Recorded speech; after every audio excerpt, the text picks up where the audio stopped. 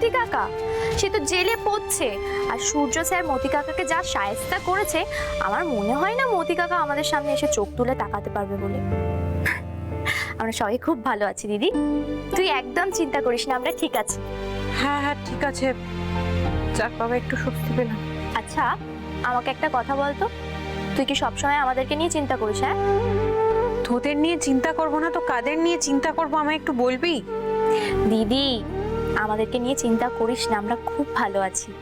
তুই এখনো কলেজ যাসনি? কলেজেই তো যাচ্ছিলাম, তারপরে দেখলাম তুই ফোন করছিস, তাই ফোনটা ধরলাম। ঠিক আছে রাখ, তুই সাবধানে যাস।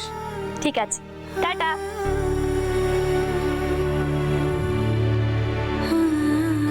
যাক বাবা, মিতাকে একটা ফোন করি।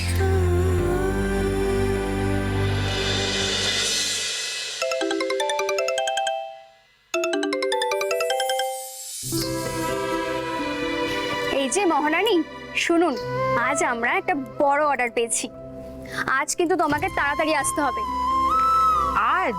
হ্যাঁ সোহাগ, আমি তোমার কোনো কথা শুনবো না। সোহাগ, এটা ছেলে খেলা নয়, এটা আমাদের দুজনের ব্যবসা, তাই কোনো গাফিলতি করা চলবে না।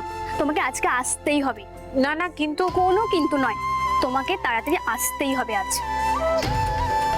হ্যালো মিতা, শুনতে পাচ্ছ? হ্যালো,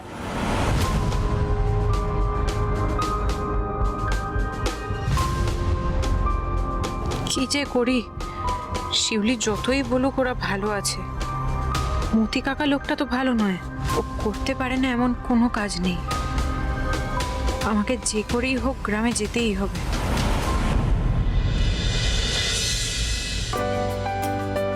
বিষ্টু, বিষ্টু, যা গরম পড়েছে, একটু জল দে।